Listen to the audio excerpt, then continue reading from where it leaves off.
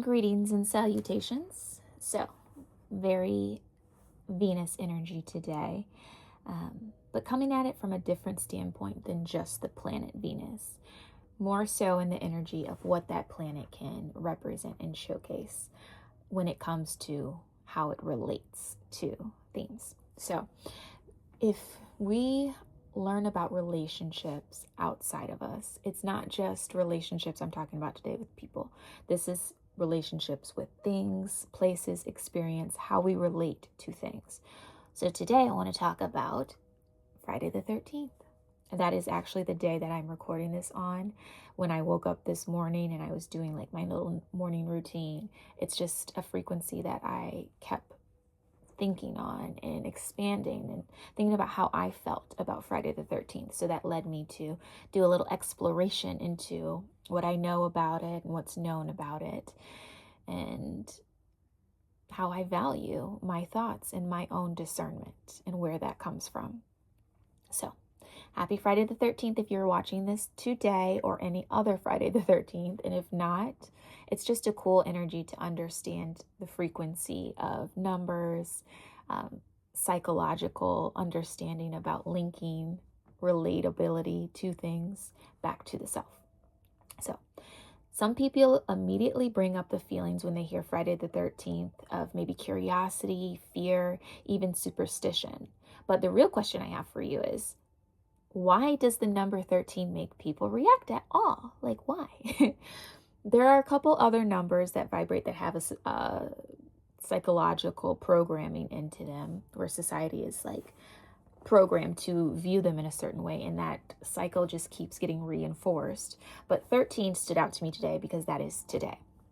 So, is there something inherent about the number 13, as I asked myself, that like causes that to happen? Did things happen with the number 13 that, or on that date, that caused people to feel away, especially Friday the 13th?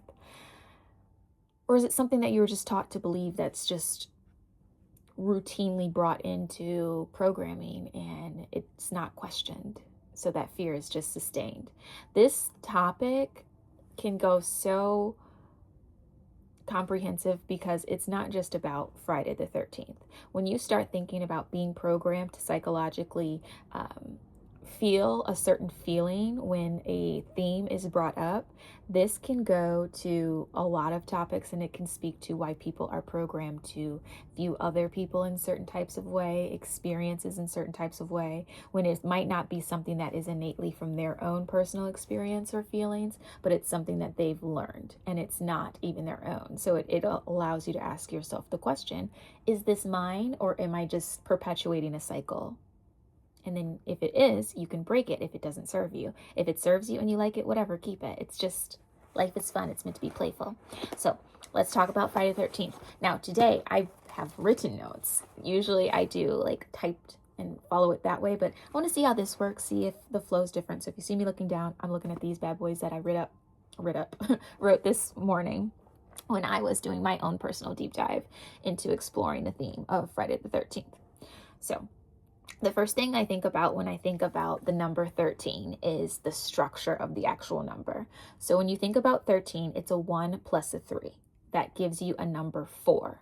So when you go to numerology, like principles, 13 is what we call a compound number. It is the story of the number. And within that compound of 13, the 1 and the 3 equaling the 4 gives the root of that number. So even though the 13 is its own story, the root of the story of 13 is 4, because 1 plus 3 equals 4.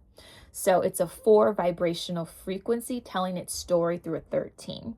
And the pieces of 13, in order to get that 4, is 1, which is the initiator, independent leadership, new direction energy. And 3, the creator, expressive, communication, creativity energy. So when you combine that together, the 1 plus the 3, you get a 4, which represents the builder, right? The hidden formula that I kind of get from that is you get the vision of the 1, the expression of the 3, and then it gives you the structure of the 4. So when we look at the archetype of the number 4, in numerology, this represents the theme of structure. If you think of it in a visible like depiction, it's a table, right? a table that has 4 legs to hold it up, very stable, very flat. The themes usually are about foundation, systems, architecture, discipline, reliability, practical creation. That's what a 4 vibrational frequency archetype is usually like. So if the 3 is inspiration and the 1 is initiation and the 4 is the act of making something real. So the energy that holds classically is usually going to be builders, engineers, organizers, people who turn ideas into frameworks, which is really pretty cool because it is a foundational energy. So at the root of the number 13, it is about foundations.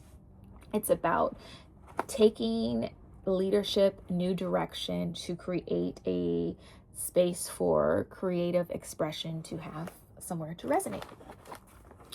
So the number 4 or 13 in history and numerology was labeled unlucky in many cultures. But numerologically, what a word. The representation comes from something else. 13 is known as a karmic transformation number in numerology, often bringing lessons around discipline, persistence, rebuilding after collapse, learning through experience. Now, if you hear those themes, a lot of times that in itself is what gives the hesitancy for people to psychologically try to separate themselves from the number 13, because one thing that is constantly reoccurring is there is a fear and a propaganda that is always trying to be placed around change, and that stability and change cannot coexist, which is not true. Once you surrender to change, you learn that what stability really is and where you really find it within and not necessarily external. But there is a material experience of stability that happens as well. So karmic transformation, the number 13, it tends to teach people how to build correctly by dismantling what doesn't work, right? If we think about rebirth, you have to fill something up in order to empty it out. And so something's already going, something's already a system in order to have any change come about. And sometimes people don't want to let go of something that they're already doing because they might feel comfortable or like the way something is, and they don't want to welcome that change. So there's a natural built-in resistance right there into the energy of the number. Many people born under the 13 experience a vibrational frequency where their life resets. They're bringing turning points into their life, periods of rebuilding, not punishment, refinement of structure. That's what the 13 energy in balance is trying to teach. It is teaching refinement of structure in order to allow the creativity and the innovation through. So deep symbolism, if we want to go into the tarot deck, right? The tarot archetype associated with 13 a lot of times is scary for some people, but that is just a perception. It does not have to be scary for you, right? It's the death card. This is the death card in the tarot deck. So this card, a lot of time, does not literally mean death when you pull it in a tarot deck, though death is a form of transformation that can happen. So it can represent death, but that is not the meaning of this card when you pull it, see it, or understand it only. Okay. Traditionally, the meaning of this card is transformation, right? Endings that create new beginnings, shedding old identities. That is a wonderful thing. Okay, we're back. We had a little background interruption. I had to see what was going on, suss it out, transformation. But anyway, back to it. Shedding of old identities. That's what happens a lot of times with the death card in tarot. And the number 13 represents that really beautifully, because that vibration of building structure, a lot of times structure needs to be rebuilt by breaking down something that was already there in order to make it actually viable and sustainable. So there are some tasks that come with the life 13-4 vibration, right? It's challenge a lot of times can be learning to balance freedom, which both the 1 and 3 energies are looking to obtain, and consistently building something in order to obtain that freedom. When it's balanced well, the 13-4 individuals can create things that are imaginative and practical, because that is the goal, is to build a solid foundation for those things to exist. The shadow side of the 13-4 is that you can feel blocked, you can feel slowed down, resistant to routine, frustration when things don't happen quickly, cycles of building and tearing down. Now, this can show up not just in people that hold the number 13, whether they're born on that day or that's their life path energy. It can show up in, even if you're just experiencing the 13 day. Like today, if you're watching on Friday the 13th or any other 13, doesn't have to be a Friday, there might be themes of restructuring, things breaking down, looking to be rebuilt, stability coming into question and looking to change that and going about it in an innovative, creative way. On the shadow side, right, that can show up as feeling blocked and slowed down, resistant to your routine, frustration when things don't happen quickly, and cycles of being constantly built and torn down. If that comes up and you're finding yourself vibrating in the shadow side of a 13 energy, it's wonderful to be aware of it, because now you can pause, breathe, and allow yourself to surrender to the fact that, okay, the reality is this. That's not what I want, so we're not going to focus on that. But because I know it's not what I want, that means I automatically know what I do want. So then you can start focusing on that and building that up in a way that's going to be stable for you, that you can consistently serve and feed so that it grows into something that allows the utmost freedom, right? Sometimes that 13 vibration in shadow tries to skip structural phases. So it might be showing you and having you feel these energies because it's letting you know you've skipped a step, right? You might need to go backwards, tear that down, and let's redo this.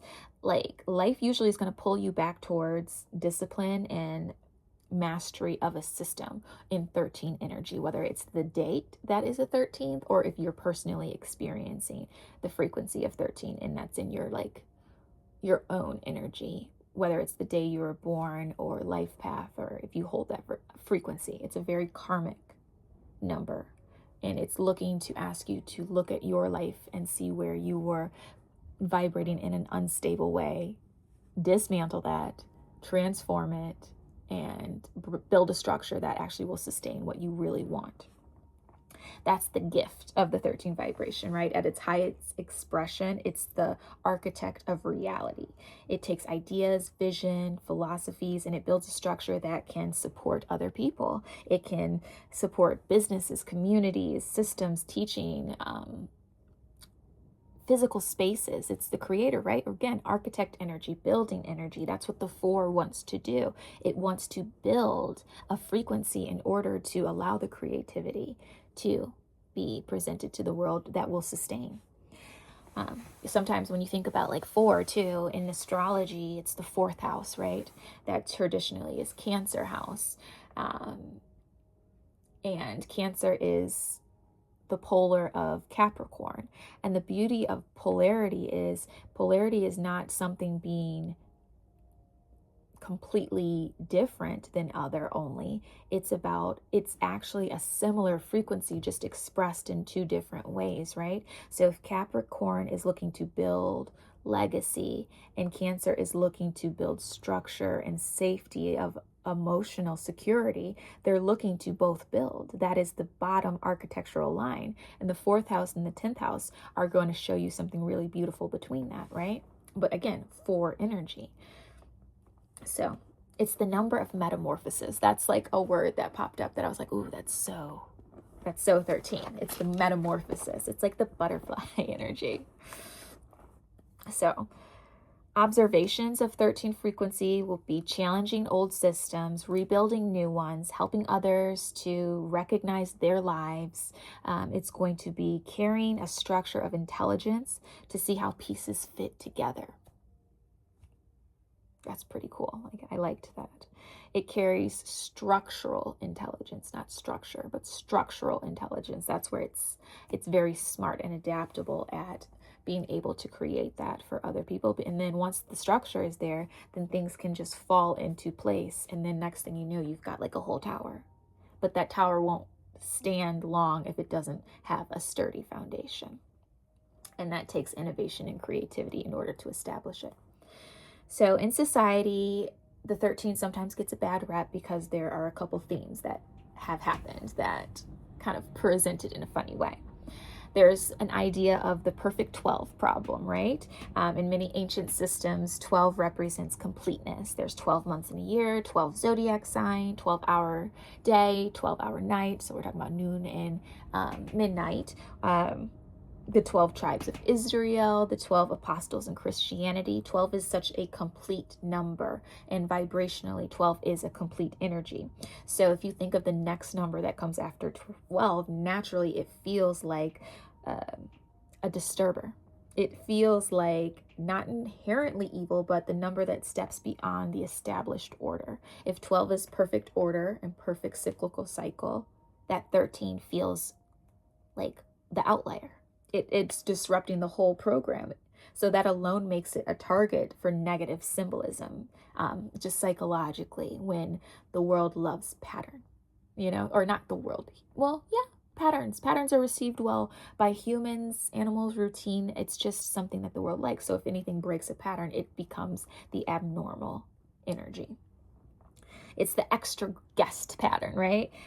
Several mythical series that I was looking into had unexpected guests. There was a Norse mythology talking about how Loki attended the banquet of the 12 gods, and he brought mischief and chaos and grief to that party. And again, he was the 13th guest. And then in Christianity, there's the story of the Last Supper where Jesus was dining with 12 other disciples. So there were 13 of them, and Judas was considered the betrayer, and his presence was disruptive among them. So again, the energy of the 13 carrying naturally a psychological tie to being a disruptor energy. And disruptors usually make others uncomfortable, especially when the other is inside of the society. But disruptors are usually ones that break societal norms, and it's up to you whether that norm is broken to grow into something that is beneficial for the world, or if that norm is broken and grows into something destructive for the world. So the stories kind of reinforce when the 13th element appears, harmony collapses. And the world loves harmony and balance, even if that doesn't feel like how it's being represented. It feels uncomfortable because harmony and balance are not in play. So Friday the 13th, formed from a combination of probably folklores, like the mythical reason that people get, weirded out by that.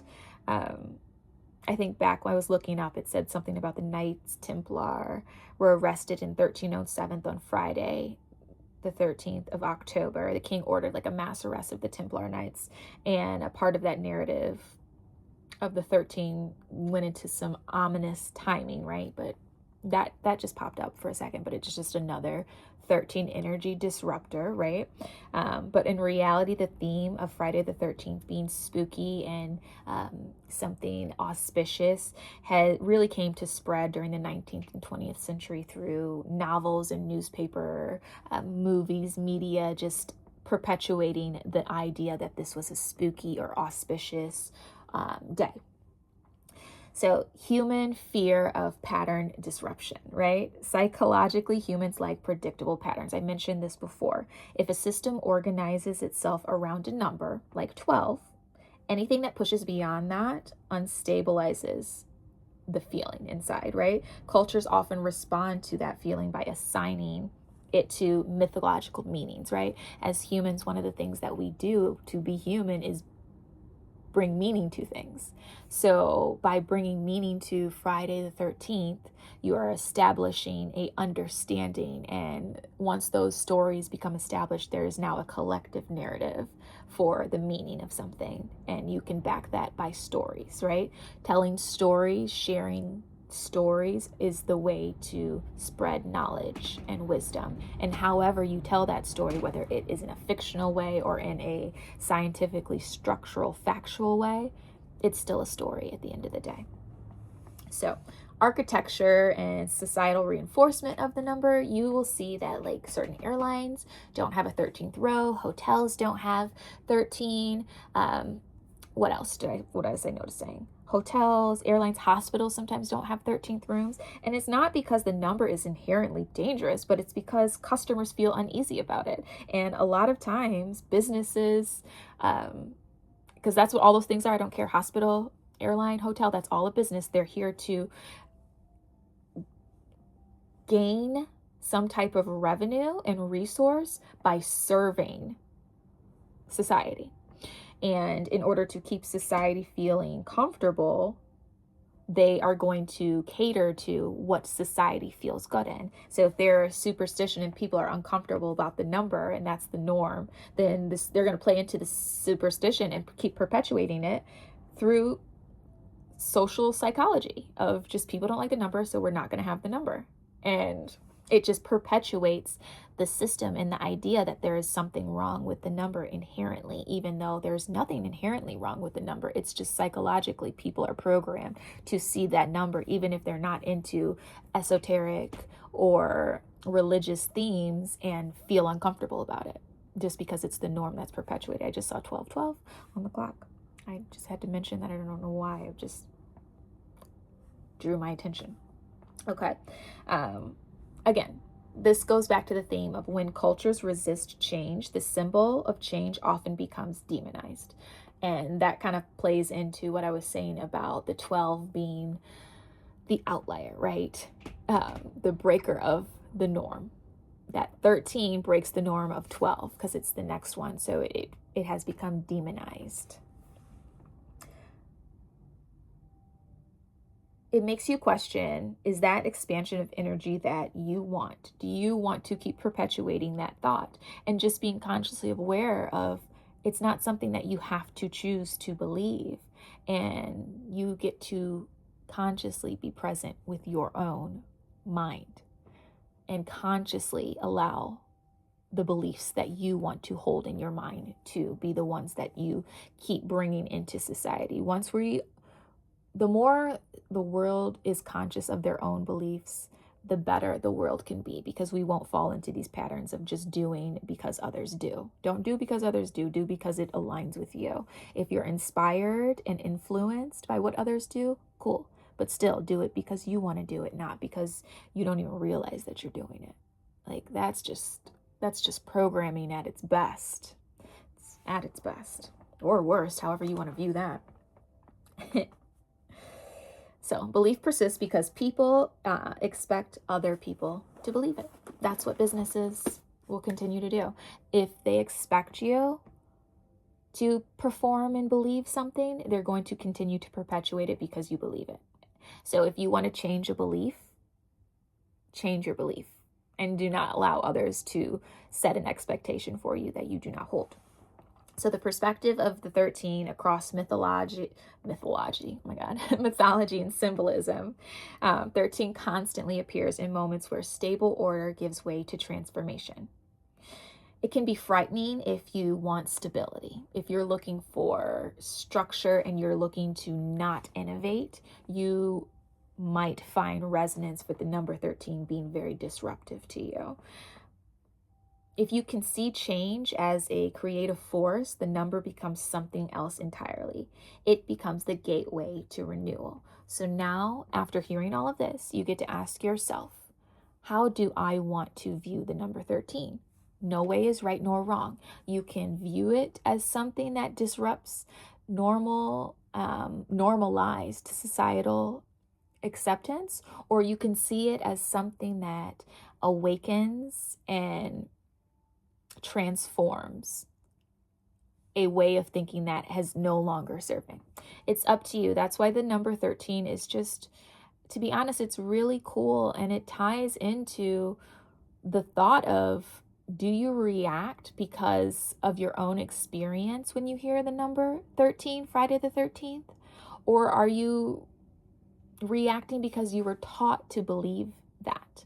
It's a good question to ask yourself, starting with the number 13, but you can kind of pull that out and insert anything that you want. Am I reacting and responding to this because of my own experience and my own understanding, or am I reacting and responding to this because I was taught to believe it? And if I am reacting and responding because I was taught to believe it, is that a belief that serves me? And if that is yes, because me fitting into society serves me, cool. And if that is no, because I want to define my own way to fit into the world, cool. Like, it's all here for you to become interested in exploring symbolisms and cycles and deeper patterns in your life through astrology and other systems of understanding, whether it's numerology, mythical stories, themes. You're always welcome to explore the world. So, if you want to talk about it with me, if you want to explore the number 13 or your own energetic numbers that you hold, because there is vibrational energy through numbers. So even the day that you were born holds a vibrational energy. And even if you're not born on the 13th, you're born on a different day that vibrates in it, and it's telling a story, and there's a root meaning underneath that story. If you want help exploring it, let me know in the comments. Hit me up. That is a service that I provide, because the symbolic languages really offer powerful tools of self-awareness and reflection, and that is my jam. That's what I love. So enjoy your energy today. It's Friday the 13th. If you're watching this today, if you're watching it in the future, there will be another Friday the 13th. It is a cycle. It will continue to come up. And just ask yourself, why do I believe what I believe? Is it something that I value, or is it something that I was taught to value that doesn't align with me, or it's something that I was taught to value that does align with me? Once you can answer that question, whether it's a yes or a no, you're aligned on your truth. And that's all we want in this world, is for people to be aligned with their truth, because when you're aligned with your truth, you're bringing your actual true vibration into this space, which is creating our dream reality. So, love ya. Happy Friday the 13th energy, and I will talk to you soon.